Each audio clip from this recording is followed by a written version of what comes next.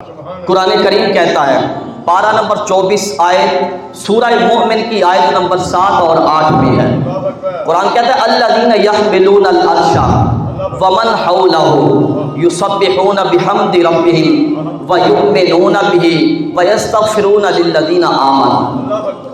قرآن کہتا ہے رب کے وہ فرشتے جنہوں نے رب کے عرش کو اٹھا رکھا ہے، اور رب کے وہ فرشتے جو عرش کے ارد گرد طواف کرتے رہتے ہیں، وہ فرشتے یسبحون بحمد ربہم اپنے رب کی تسبیح بیان کرتے ہیں، ویؤمنون بہ اور اپنے ایمان کا اعلان بھی کرتے رہتے ہیں۔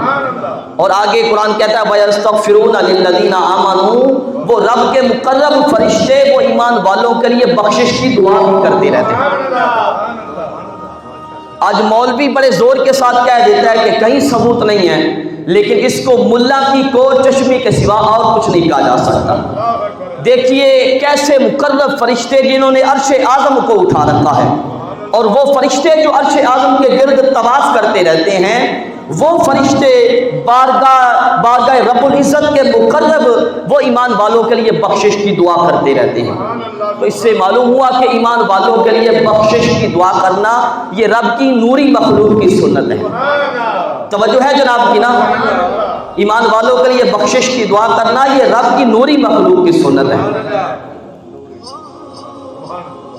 اور پھر ہم تو کبھی کرتے ہیں دعا، کبھی سال کے بعد، کبھی مہینے بعد، کبھی ہفتے بعد، اگر روزانہ بھی کریں گے تو ایک مرتبہ۔ وَيَسْتَغْفِرُونَ یہ فعل مضارع کا صیغہ ہے، اور اہل علم جانتے ہیں کہ فعل مضارع میں زمانہ حال بھی ہوتا ہے، زمانہ مستقبل بھی ہوتا ہے۔ آسان کر کے سمجھاؤں تو زمانہ موجودہ بھی ہوتا ہے، آنے والا زمانہ بھی ہوتا ہے۔ تو مطلب یہ ہے کہ وہ فرشتے جنہوں نے رب کے عرش کو اٹھا رکھا ہے، جو عرش اعظم کے گرد طواف بھی کرتے رہتے ہیں، یہ سارے فرشتے ایمان والوں کے لیے بخشش کی دعا کرتے ہی رہتے ہیں۔ ہم تو زیادہ سے زیادہ دن میں ایک مرتبہ کرتے ہیں نا، لیکن وہ فرشتے ایمان والوں کے لیے بخشش کی دعا ہر وقت کر بھی رہے ہیں اور قیامت تک کرتے بھی رہے ہیں۔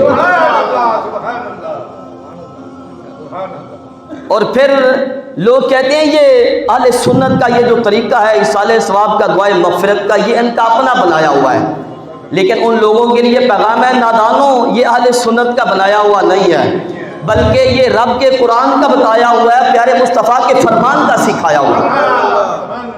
یہ ہمیں قرآن و حدیث سے یہ طریقہ ملا ہے۔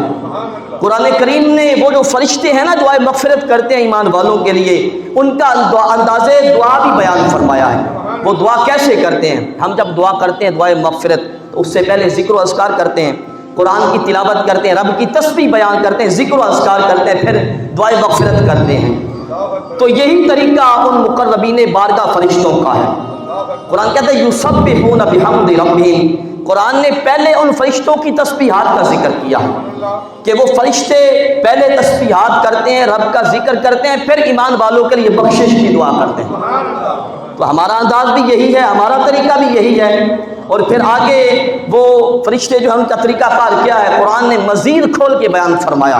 قرآن کہتا ہے وہ فرشتے عرض کرتے ہیں ربنا وسعت کل شیء رحمۃ وعلما فاغفر للذین تابوا واتبعوا سبیلک۔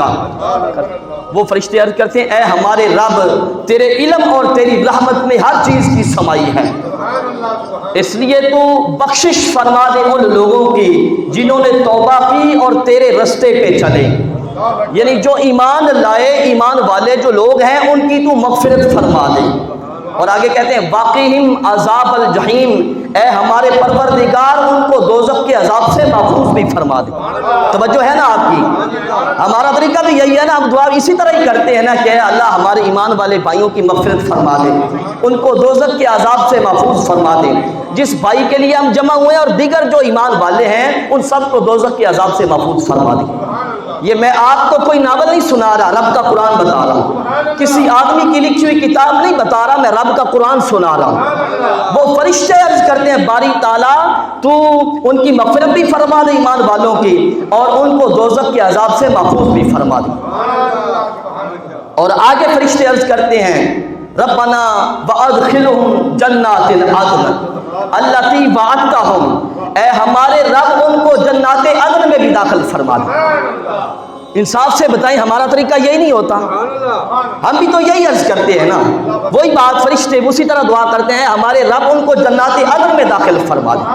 اور آگے کہتے ہیں وَمَنْ صَلَحَ مِنْ آبَائِهِمْ وَأَزْوَاجِهِمْ وَذُرِّيَّاتِهِمْ إِنَّكَ أَنْتَ الْعَزِيزُ الْحَكِيمُ۔ اے ہمارے رب ان ایمان والوں کو بھی جنات عدن میں داخل فرما دے، اور پھر جو نیک ہوئے ان کے آباء و اجداد میں سے اور ان کی ازواج میں سے اور ان کی ذریت یعنی اولاد میں سے نیک ہوئے، یعنی جو ان کے آباء و اجداد ایمان والے تھے ان کو بھی، اور ان کے جو ازواج ایمان والی ہیں ان کو بھی، اور ان کی جو اولاد ایمان والے ہیں ان سب کو جنات عدن میں داخل فرما دے، کیونکہ بے شک تو غالب حکمت والا ہے۔